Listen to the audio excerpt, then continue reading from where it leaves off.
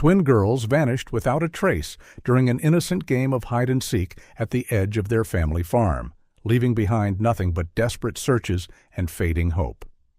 But 2 months later, their mother looks under a hay bale inside their old abandoned barn, and what she sees makes her freeze in horror. Lauren Winters sat at her kitchen table with Rachel Bennett, the grief counselor from County Support Services, clutching a mug of cold coffee.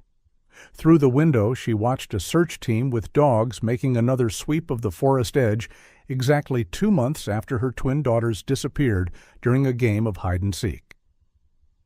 The dogs moved methodically through the underbrush, their handlers following close behind with expressions that had grown increasingly grim as days turned into weeks and weeks into months. "Do you feel ready to revisit what happened that day?" Rachel asked gently, following Lauren's gaze to the window. Her voice had the practiced softness of someone accustomed to navigating other people's trauma. Lauren sighed, her fingers tightening around the mug until her knuckles turned white. The ceramic was cool against her skin. She couldn't remember the last time she'd actually finished a hot drink. "We've been over it so many times," she said, her voice barely above a whisper. "The girls were playing hide-and-seek while I was in town making deliveries. We'd always told them to stay in the east field, never near the road." Rachel nodded, writing something in her notepad, the scratch of pen against paper oddly comforting in the quiet kitchen. "When I got home, Emma didn't come when I called. My mother-in-law said she was hiding in the barn," Lauren continued, her voice flat from retelling the story countless times to police officers, search coordinators, and now this kind-eyed woman across from her. "They found Emma's hair ribbon by the property line, but nothing else." Rachel watched Lauren carefully, her expression neutral but attentive. "And Nathan was watching them?" she asked. Lauren shook her head, loose strands of hair falling across her face. She didn't bother pushing them away. "No, he had his own deliveries that day, in Millfield." Her voice took on the mechanical quality of reciting facts that had been repeated endlessly. "He'd arranged for Mrs. Winters, my mother-in-law, to check on them every half hour. She was the one who called me when she couldn't find Emma." Lauren's gaze drifted back to the window, where the search team was now moving deeper into the woods. "Detective Rivera suggested these sessions," she confessed, turning back to face Rachel. "First I lost Mark in the accident, now the girls." Her voice broke on the last word, the grief still raw despite the weeks that had passed. Rachel reached across the table and briefly squeezed Lauren's hand. The touch was unexpected, and Lauren almost pulled away from the momentary connection. "You've endured more than anyone should have to," Rachel said, her professional demeanor softening. "But remember, you're not alone. After losing Mark, your brother-in-law stepped up to handle the farm operations. That's significant support." Lauren nodded but said nothing, her eyes fixed on the search team in the distance. The mention of Nathan brought a fleeting sense of gratitude, quickly subsumed by the overwhelming tide of grief. Nathan had been her rock these past months, handling every aspect of the farm while she spiraled further into despair. After Rachel left, Lauren remained at the kitchen table, staring at the coffee she still hadn't touched. The house creaked and settled around her, too large and too quiet, without the twins' laughter echoing through the rooms. The sound of footsteps in the hallway pulled her from her thoughts. "Lauren?" Her mother-in-law appeared in the doorway, her face lined with the same grief that had aged them all beyond their years. "Nathan called. He said he'll be home late tonight.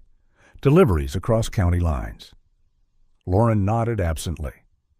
Since losing her husband Mark in the farming accident last year, Nathan had been her primary support, handling farm operations and speaking with authorities.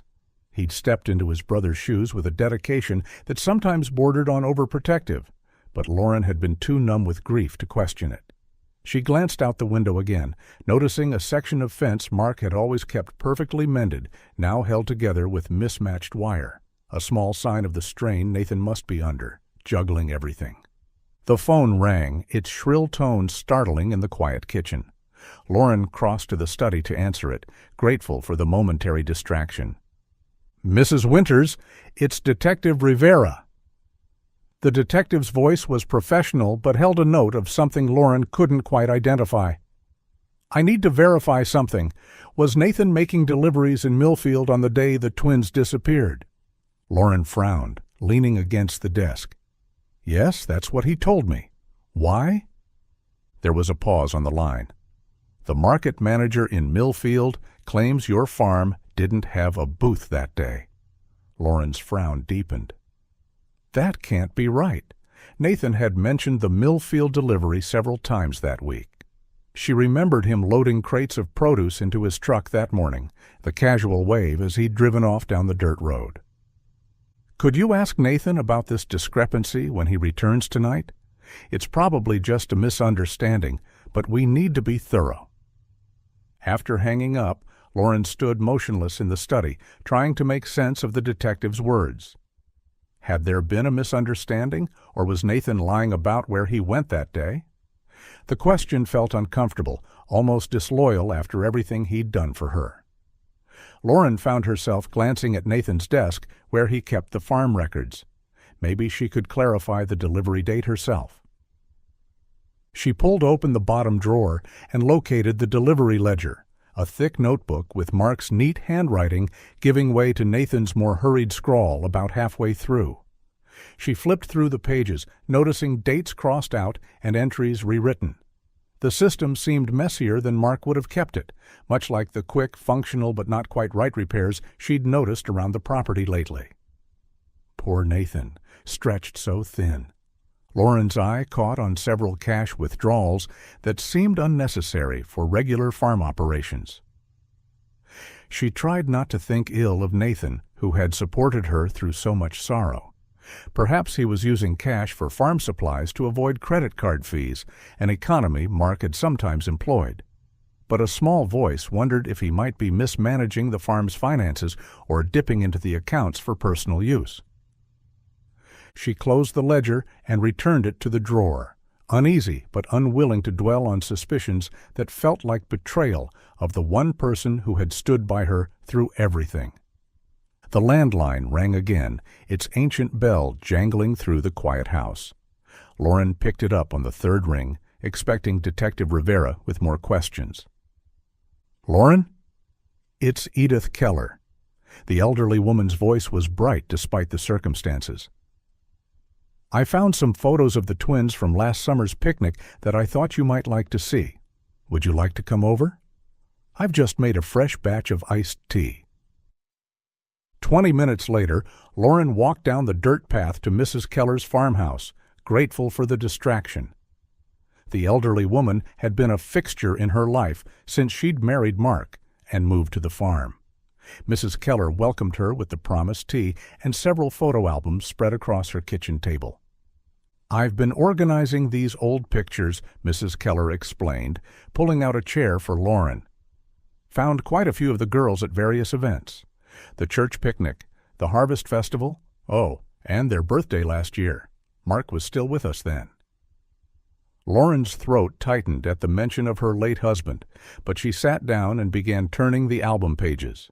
Each photo was like a punch to the chest. Abby and Emma blowing out candles, riding the tractor with Mark, playing tag in Mrs. Keller's garden, their identical blonde braids and matching smiles forever suspended in those captured moments.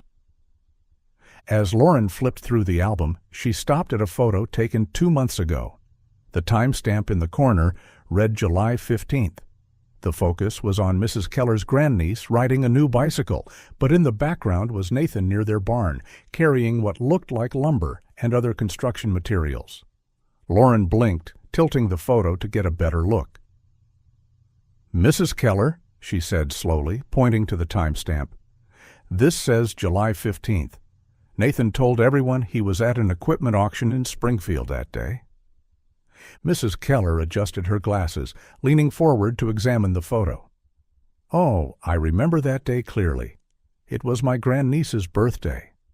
She tapped the image with a gnarled finger. "Your Nathan was quite busy, coming and going with his truck several times, carrying all those supplies."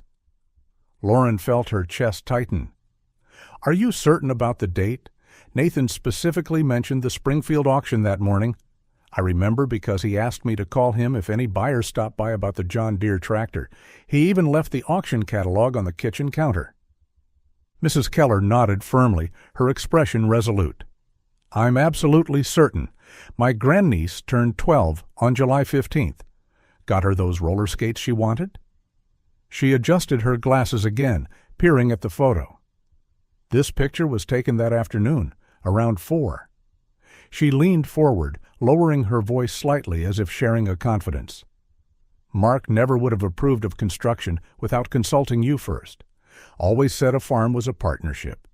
Lauren stared at the photo, a cold feeling spreading through her chest. "What kind of supplies did you see him carrying?" "Lumber, mostly, some plastic sheeting, and hardware store boxes." Mrs. Keller watched Lauren carefully, her faded blue eyes shrewd. "Is something wrong with the barn?" Lauren shook her head slowly. "Nathan never mentioned any repairs or projects." Mrs. Keller's eyes narrowed, her mouth setting in a disapproving line. "Mark was always transparent about farm decisions, never made a major purchase without discussing it with you first." The unspoken comparison hung in the air between them. Lauren traced the outline of Nathan in the photograph with her fingertip. He was partially turned away from the camera, his face in profile as he carried a long piece of lumber toward the barn. What was he building that day, and why had he lied about being at an auction?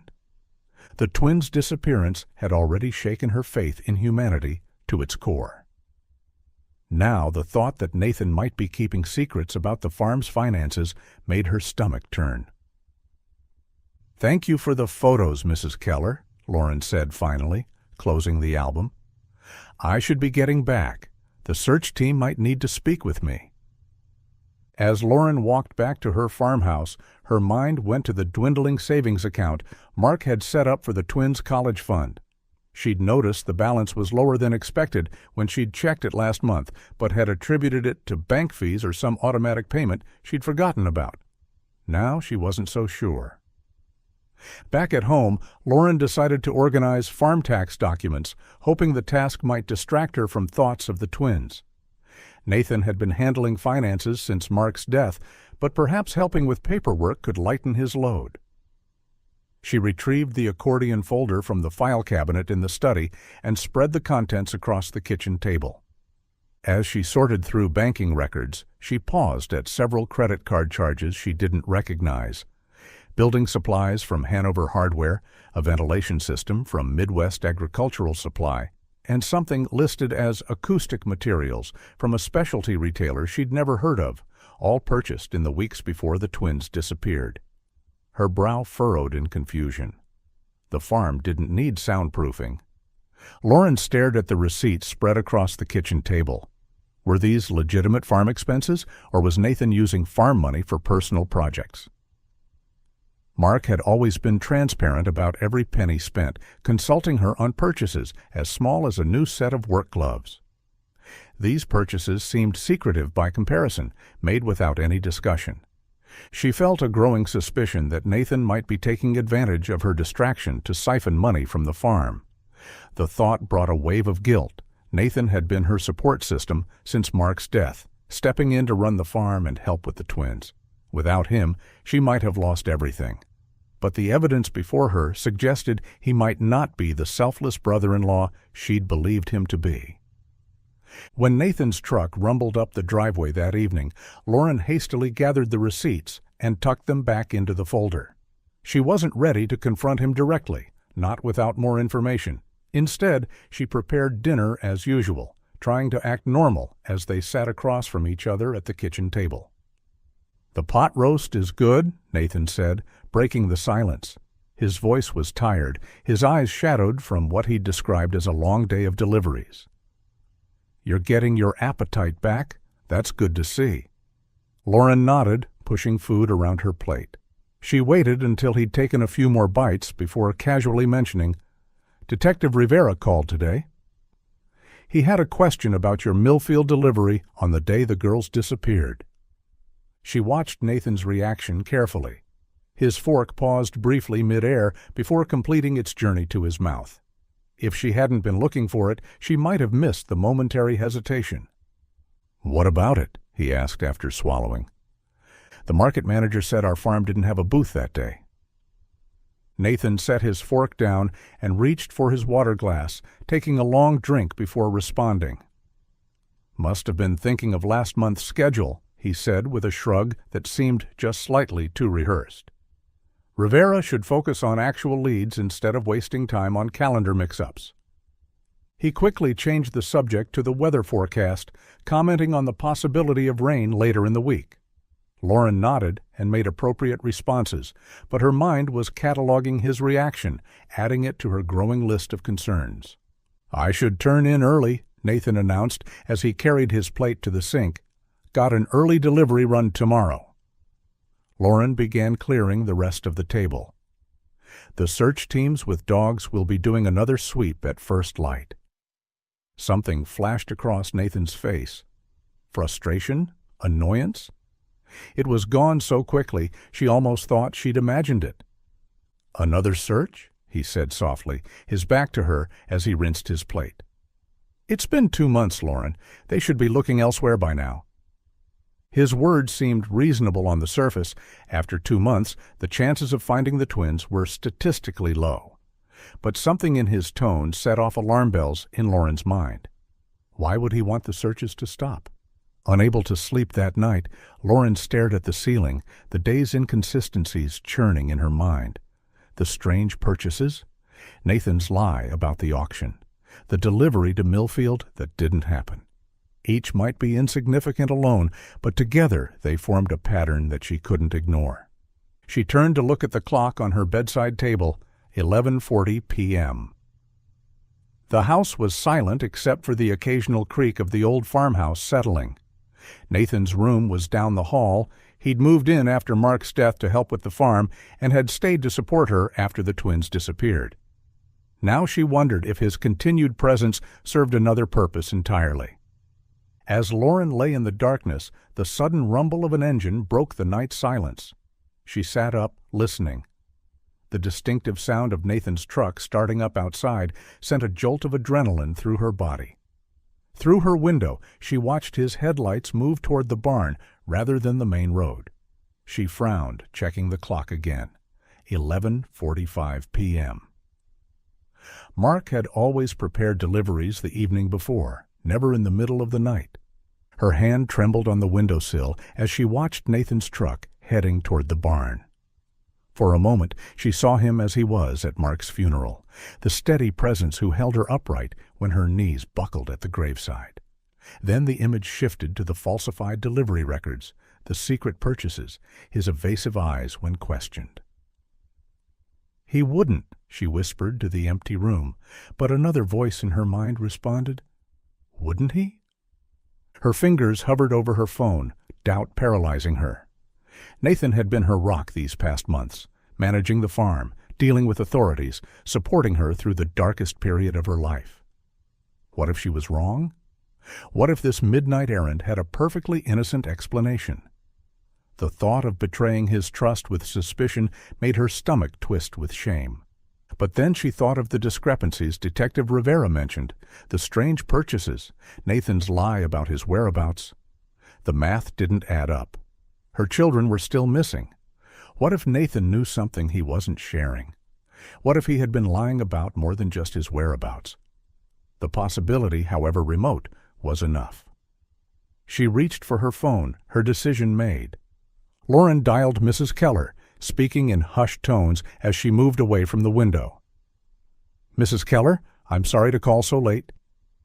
"Lauren? What's wrong, dear?" The elderly woman's voice was alert despite the hour. "Nathan just went to the barn," she whispered, peeking through the curtains to confirm that his truck was still parked outside the structure. "It's almost midnight." There was a pause on the line before Mrs. Keller responded. "Do you think he's hiding something?" Lauren explained about the search teams coming in the morning and the strange credit card charges she found earlier. "Building supplies?" ventilation equipment, things we don't need," she added, her voice trembling slightly. Now this midnight trip to the barn, I was going to follow him. "Be careful," Mrs. Keller warned, her voice sharp with concern. "If he's moving farm equipment or supplies, you'll need proof. Keep your distance and just observe." "Should I call Detective Rivera?" Lauren asked, already pulling on a pair of jeans over her pajama bottoms. "Not yet," Mrs. Keller advised. "You need evidence of financial wrongdoing first. Just see what he's doing." Lauren promised she'd be careful and ended the call. As she slipped out of bed, guilt and determination warred within her. Guilt at suspecting the man who had shouldered her burdens, determination to find any clue about her missing daughters.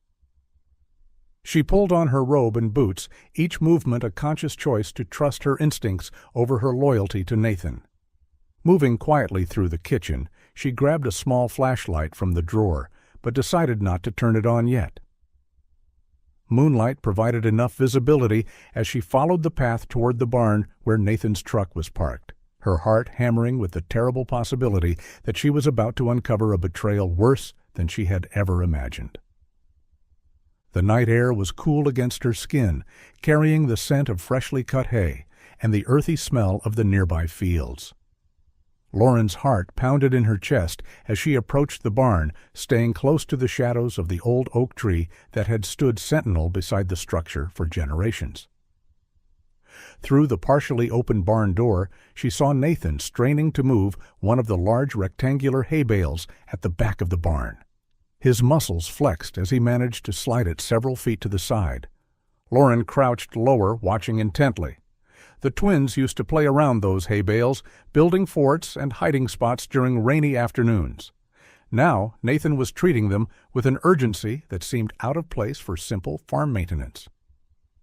He reached into his truck bed and pulled out several plastic bags, then began spreading something around the hay bale and throughout the barn. Lauren caught sight of the label on one of the bags. "Vermguard," as Nathan set it down before returning to his truck for more.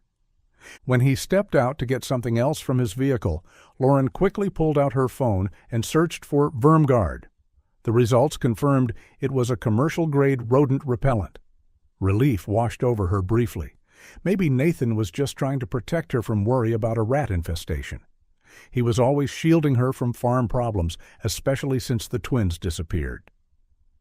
She felt a pang of guilt for suspecting him of financial wrongdoing when he might just have been handling a pest problem without burdening her. Hot shame washed over her as she thought of all the ways Nathan had stepped up since Mark's death, managing the farm alone, supporting her through her grief, organizing search parties for the twins without complaint.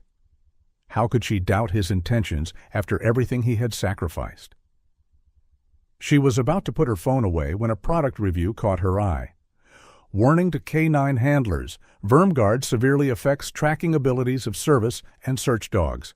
Keeps rats away but made my guide dog sick for weeks. Lauren's throat constricted as she reread the comment. Tomorrow morning, search teams with trained dogs would be sweeping the property again. Why would Nathan spread rat poison the night before? Could he be hiding something he didn't want the dogs to find? The financial irregularities, questionable purchases, cash withdrawals? Perhaps Nathan had been siphoning money from the farm and hiding evidence in the barn. But a darker thought surfaced in Lauren's mind, one so terrible she could barely acknowledge it. What if Nathan's midnight activities had nothing to do with money at all? Lauren watched as Nathan scanned the yard before climbing into his truck. The engine started and headlights cut through the darkness as he drove toward the house. Lauren remained frozen behind the oak tree, caught between loyalty and suspicion. If he had been embezzling from the farm, especially from the twins' college fund, she needed to know. But the growing knot in her stomach suggested something far worse might be at stake. She waited until Nathan's truck disappeared around the bend, then stood on shaky legs. Taking a deep breath, Lauren moved forward, driven by a mother's responsibility to protect what remained of her family's security. With trembling fingers, she switched on her small flashlight and stepped inside the barn, determined to uncover whatever Nathan was trying to keep hidden. The barn seemed different at night, filled with looming shadows that stretched across the worn wooden floor. Lauren made her way carefully to the back corner where she had seen Nathan working earlier. The smell was overwhelming, a sharp chemical odor from the Vermguard substance Nathan had so carefully spread around the area, mixing with the familiar scent of hay and the musty undertone of decades-old wood. Lauren covered her nose with her sleeve, her eyes watering slightly from the potent aroma as she approached the suspicious area.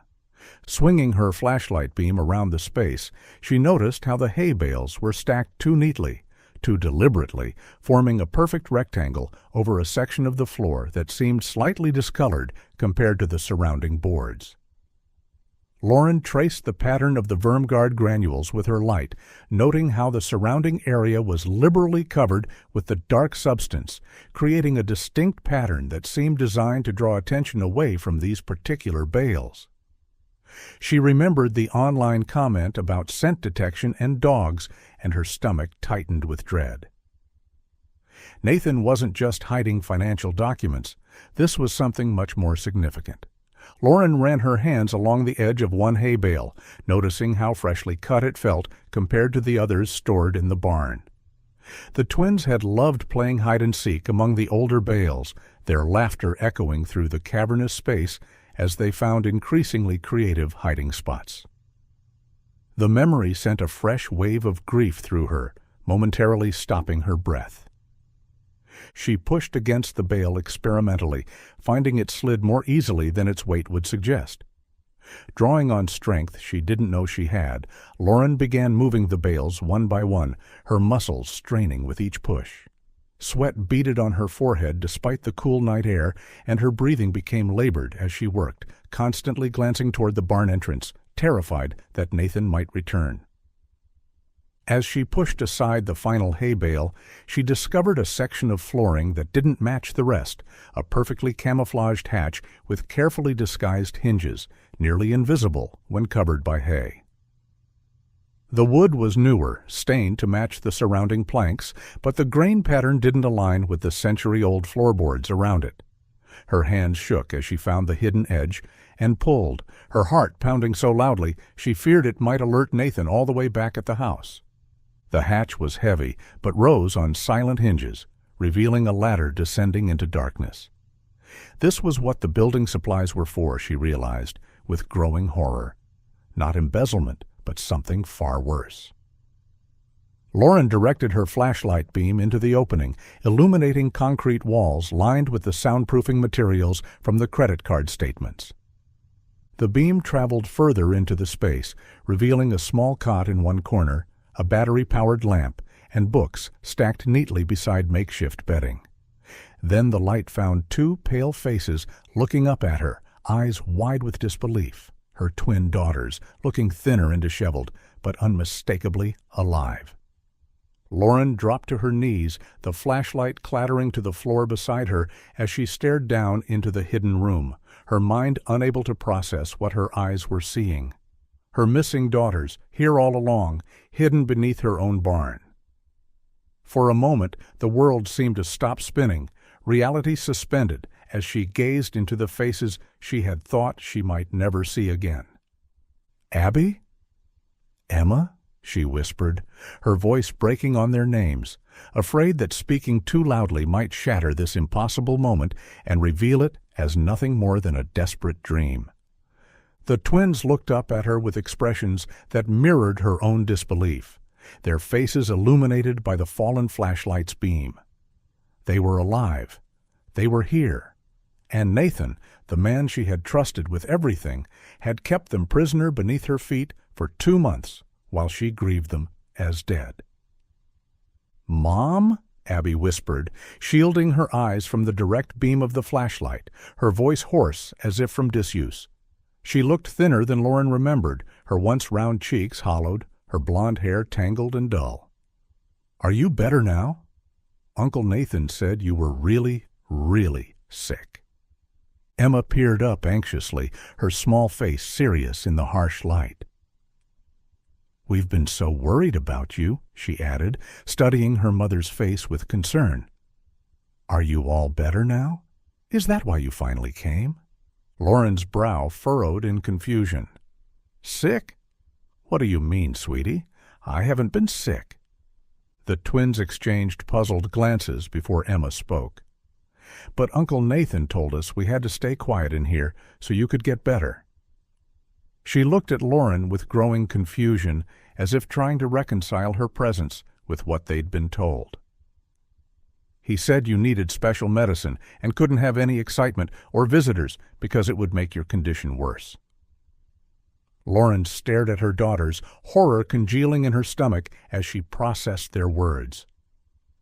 Nathan had been keeping them prisoner while convincing them it was for their mother's health. The twins' faces were smudged with dirt, their once vibrant blonde hair now dull and tangled. She noticed a small battery-powered lamp in the corner, several books stacked neatly beside the cot, and remnants of food on paper plates. The underground room was meticulously constructed, with concrete walls covered in the acoustic padding she had seen on Nathan's credit card statements and a small ventilation system humming quietly in the corner. She fumbled for her phone with trembling hands, her vision blurred by tears as she struggled to unlock the screen. With fingers that felt suddenly numb, she dialed Detective Rivera's number, praying he would answer despite the late hour. "Detective Rivera," came his voice after 2 rings, sounding alert despite the hour. "I found them," Lauren said, her voice breaking. "My daughters. They're alive. They've been here the whole time, hidden in a secret room under our barn." Her words tumbled out in a rush, barely coherent through her tears. "Nathan did this. He built a room under the barn and has been keeping them prisoner." She listened to Rivera's shocked response, his rapid questions about the girl's condition, and his assurance that officers were already being dispatched to the property. The entire time she couldn't take her eyes off the twins, terrified they might somehow disappear again if she looked away even for a moment. "Stay where you are, Mrs. Winters," Rivera instructed firmly. "Officers are on their way. Don't confront Nathan if he returns. Just stay with the girls and wait for backup." Only after ending the call did Lauren climb down the ladder, her movements clumsy in her haste. The underground room was surprisingly large, perhaps 12 feet square, with a small cot against one wall that the twins had apparently been sharing. A plastic bucket in the corner served as a makeshift toilet, partially hidden behind a hanging sheet. Lauren gathered both girls into her arms, sobbing as she held them. They felt thinner than she remembered, their shoulder blades protruding sharply beneath their thin pajama tops. Their skin smelled of the musty underground space, a far cry from the fruity shampoo they had always used. "I thought I'd lost you forever," Lauren whispered, pressing kisses to their foreheads, their cheeks, the tops of their heads. "I've been searching everywhere for you." The twins clung to their mother but expressed confusion about her reaction, their small faces puzzled as they pulled back to look at her. "You knew we were here, right?" Abby asked, her voice small and uncertain. "Uncle Nathan said it was your idea, that you asked him to keep us safe down here while you got better." Emma nodded in agreement, twisting one of her dirty braids around her finger. "He brought us meals every day, and books to read, and told us stories about how you were slowly recovering." Her brow furrowed with confusion. "He said we couldn't make any noise or come out because it might make you sicker." "He made us promise never to try to leave even when he wasn't here," Emma explained, glancing nervously at the ladder, "because it would be dangerous for you if we did." "What kind of rules did Uncle Nathan set for you while you were down here?" Lauren asked carefully, trying to keep her voice steady despite the rage building inside her. Emma began to speak, her voice dropping to a whisper. "There were special rules for when he visits at night." Abby quickly shushed her, casting a nervous glance toward the ladder. "We're not supposed to talk about that part," she said firmly, a hint of fear in her eyes. "He said you'd be really mad if you found out, and then you might get sick again." "Listen to me," she said, gently tilting their faces up to look at her. "I was never sick. I've been looking for you every single day since you disappeared. Uncle Nathan lied to you. He took you and hid you here without my knowledge."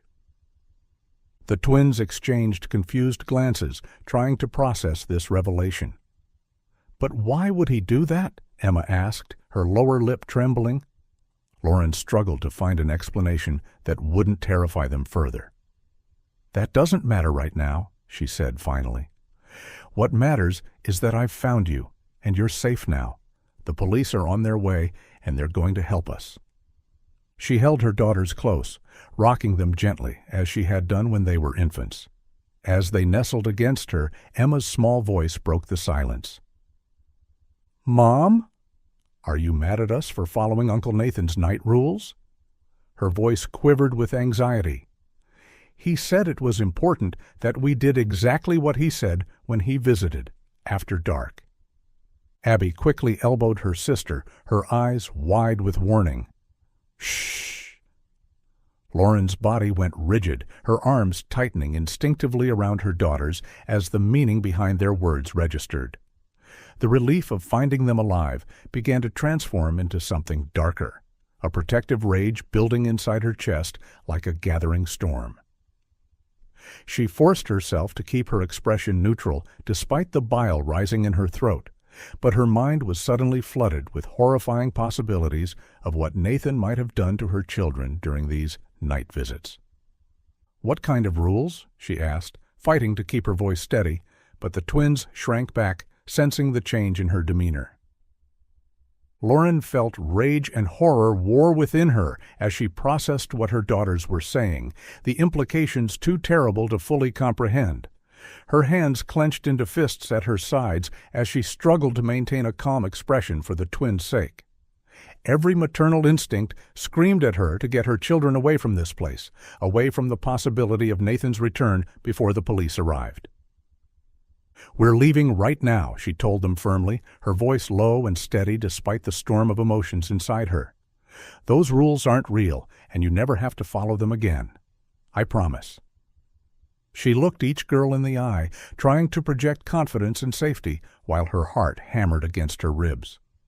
The girls exchanged uncertain glances, years of trust in their uncle clearly at war with their mother's unexpected arrival. Lauren gently took each girl by the hand, helping them up the ladder one at a time, her movements urgent but measured to avoid frightening them further.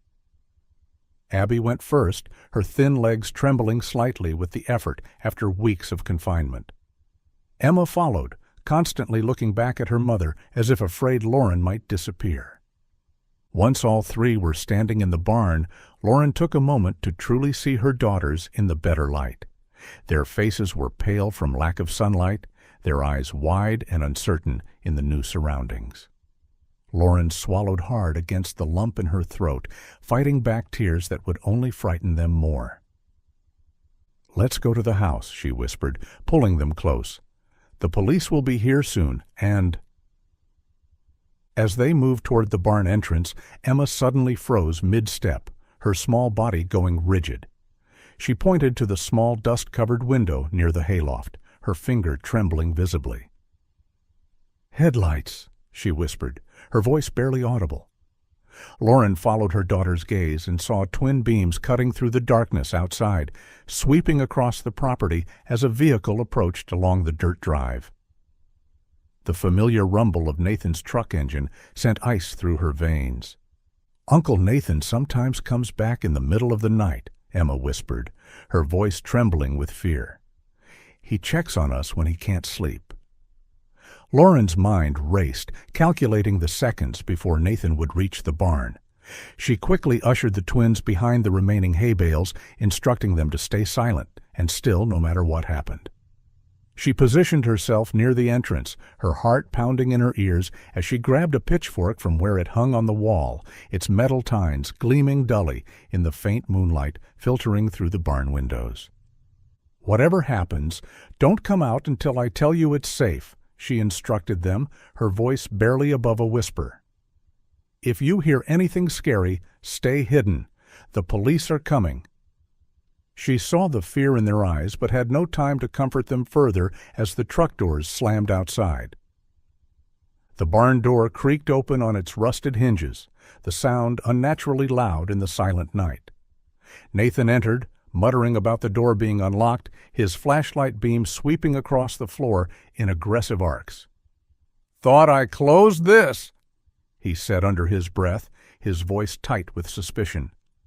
Lauren pressed herself against the wall, hidden in the shadows, as Nathan's light paused on the section of floor where the hay bales had been moved aside, revealing the open hatch.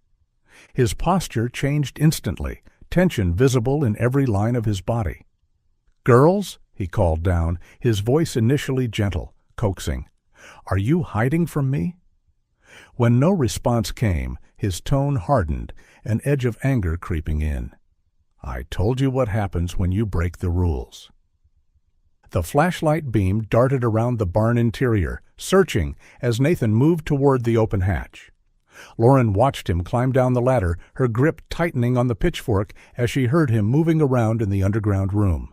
His footsteps became more frantic, accompanied by increasingly agitated muttering.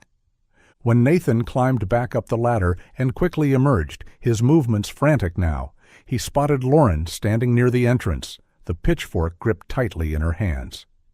Beyond her, partially visible behind a hay bale, were the twins huddled together, their eyes wide with fear. Nathan's expression shifted through shock, then anger, then a terrible possessive rage that transformed his familiar features into something monstrous. "You've ruined everything," he said, his voice barely above a whisper, but filled with such menace that Lauren felt the hair rise on the back of her neck. "I've been so patient. I built them a safe place, protected them from everything." His eyes darted between Lauren and the twins, a calculation happening behind them that sent fresh fear coursing through her. Lauren raised the pitchfork defensively as Nathan lunged at her with unexpected speed, knocking the improvised weapon from her hands and sending it clattering across the wooden floor. She heard one of the twins cry out in terror as she stumbled backward, desperately trying to keep herself between Nathan and her daughters. Nathan tackled Lauren to the ground with unexpected force, his weight pinning her arms as years of farm work gave him a physical advantage. His face hovered inches from hers, spittle flying as he ranted about his vision for their future. His eyes were wild, pupils dilated in the dim light, a feverish intensity to his gaze that Lauren had never seen before. "We could have been a family," he hissed, his voice dripping with a deranged conviction that chilled Lauren to her core. "I've been raising them right, teaching them to love me. Do you know how patient I've been with you, waiting for you to see what we could have together?" Lauren saw the twins peeking from behind the hay bale, their faces frozen in terror.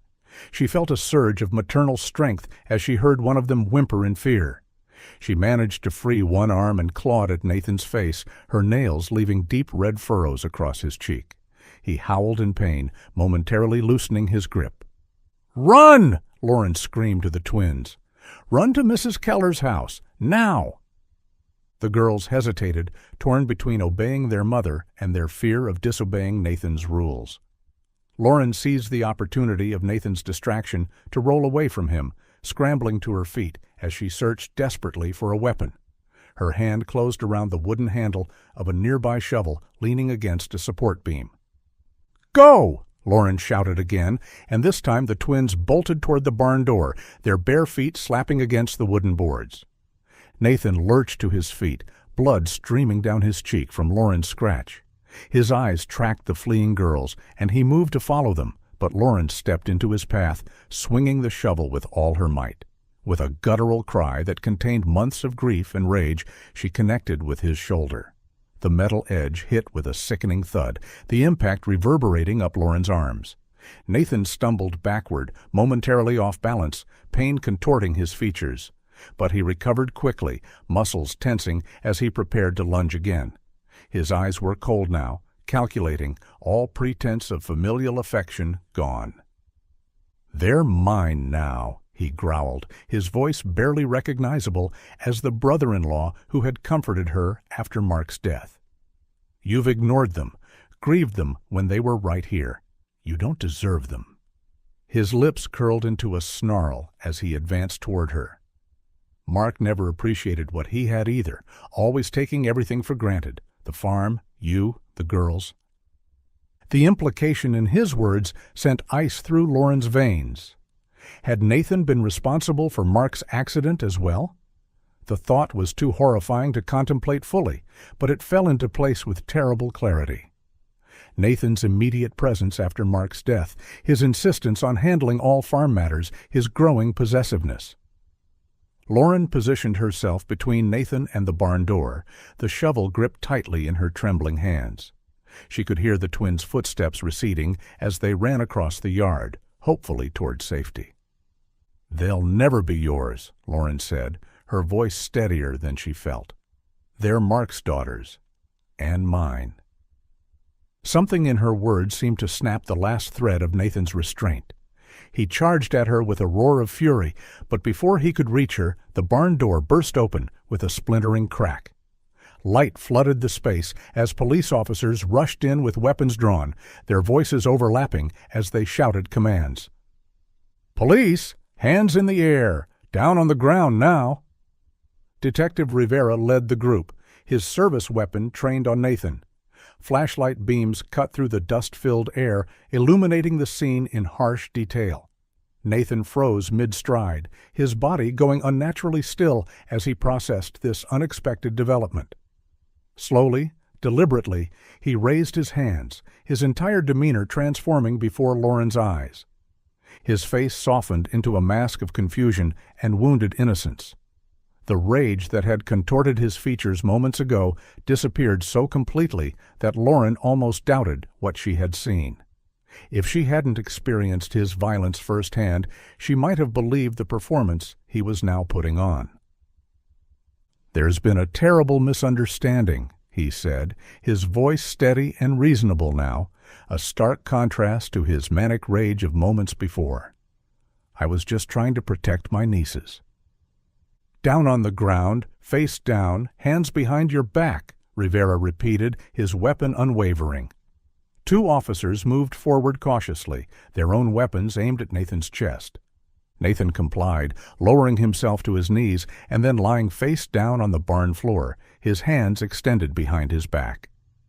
As officers handcuffed him, reciting his rights while securing his wrists, Lauren dropped the shovel and rushed outside, where another officer was carefully wrapping emergency blankets around her daughter's shoulders. The reflective material caught the flashing lights of police vehicles, creating a surreal glow around the twins as they huddled together, looking small and fragile against the backdrop of chaos. Emma reached for Lauren's hand, her fingers ice-cold despite the mild night air. "Is Uncle Nathan in trouble?" she asked, her voice small and uncertain. Lauren knelt beside her daughters, pulling them close as she struggled to find words that wouldn't frighten them further. "Yes, sweetheart, what he did was very wrong, but you're safe now, and that's all that matters." In the distance, more sirens announced arriving police vehicles, their wailing cutting through the night. Lauren caught sight of Mrs. Keller's old station wagon bouncing down the dirt road toward the farm, the elderly woman likely having seen the police lights from her porch. Lauren felt a wave of gratitude for her neighbor's steadfast support, knowing she would need all the help she could get to help her daughters heal from their ordeal. As Nathan was led to a waiting police car, his eyes met Lauren's across the yard. For a brief moment, the facade dropped, and she saw the raw hatred beneath. Then he was being placed in the back seat, the door closing on whatever words he might have spoken. The paramedics guided Lauren and the twins toward the waiting ambulance. Lauren kept her arms wrapped around her daughter's shoulders as they climbed inside, their small bodies trembling against hers. The vehicle pulled away from the farm, red and blue lights reflecting off the barn's weathered walls as they disappeared down the long driveway into the night. During the drive to the hospital, the twins huddled close to Lauren on the narrow gurney, their eyes wide as they took in the unfamiliar equipment surrounding them. Emma looked up at her mother, her voice barely audible over the ambulance's engine. "Is Uncle Nathan going to be mad at us?" she asked, fear evident in every syllable. Lauren brushed a strand of hair from her daughter's forehead, struggling to find words that wouldn't add to their confusion. "No, sweetheart," she whispered, trying to keep her voice steady. "You're safe now. That's all that matters." As the ambulance sped through the night, Lauren held her daughters close, knowing that the road to healing would be long and difficult, but feeling, for the first time in 2 months, that there might be a future worth fighting for. At the hospital where the twins were being examined, Detective Rivera stood with Lauren in the hallway outside their room, his notebook open as he explained what they had discovered.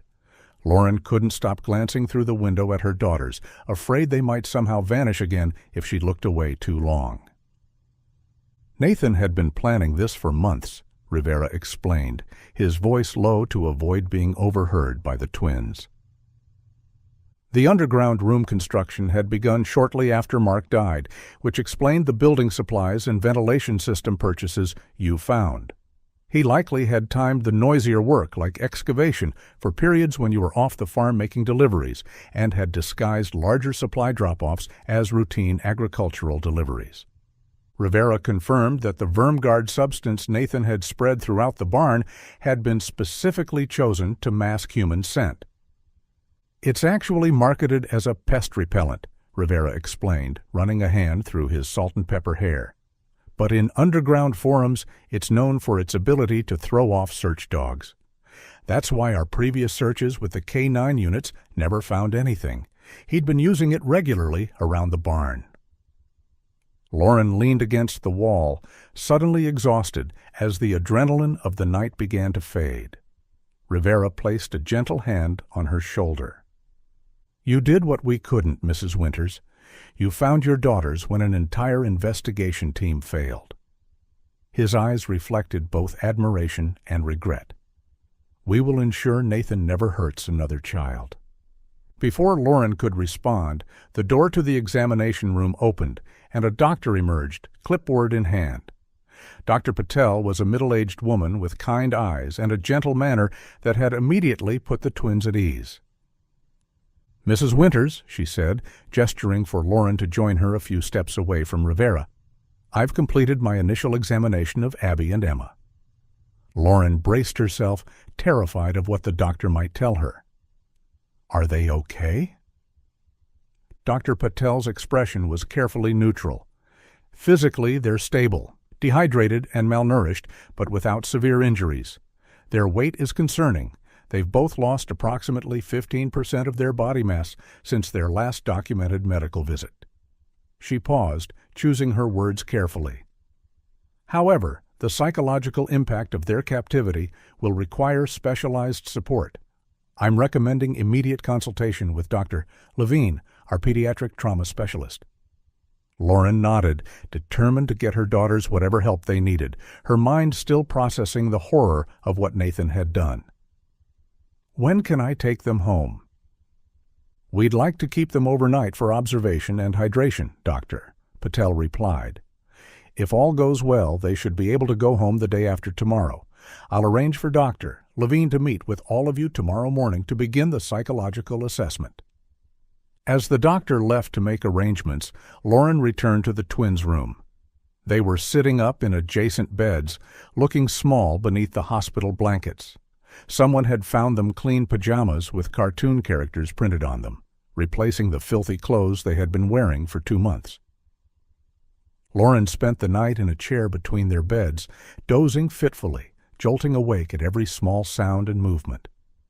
Despite the doctor's reassurances, she couldn't bring herself to sleep properly, afraid her daughters might somehow vanish again if she closed her eyes for too long.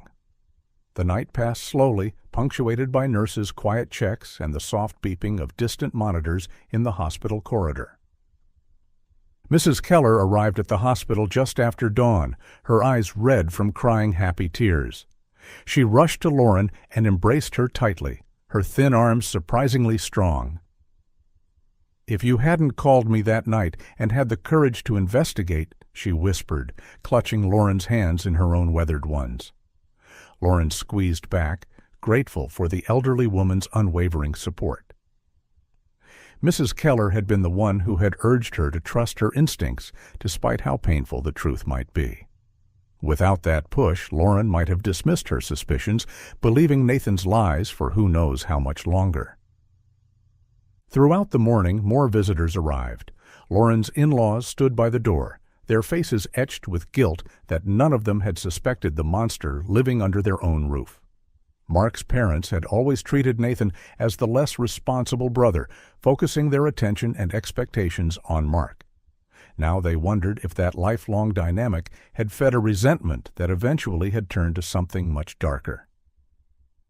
Around midday, Rivera returned with updates. Nathan was in custody, denied bail due to flight risk and the severity of the charges. During a search of his room at the farmhouse, they had found journals detailing his obsession with Lauren dating back years, even before Mark's death. The implications were too horrible to voice aloud, but the question of whether Mark's fatal accident had been truly an accident hung unspoken in the air. The day passed in a blur of doctors, police officers, and well-meaning visitors. Dr. Levine, the pediatric trauma specialist, conducted a gentle initial assessment with the twins mid-morning. Her kind, measured approach helped the girls open up just enough for her to recommend ongoing therapy, while reassuring Lauren that children possessed remarkable resilience with proper support. Lauren barely left the twins' sides after the session, each separation, even to use the restroom, filling her with irrational panic that they might disappear again. Mrs. Keller stayed through it all, shooing away visitors when the twins began to look overwhelmed, bringing Lauren food she barely touched, and running interference with hospital staff when necessary. As evening approached, the stream of visitors finally ended.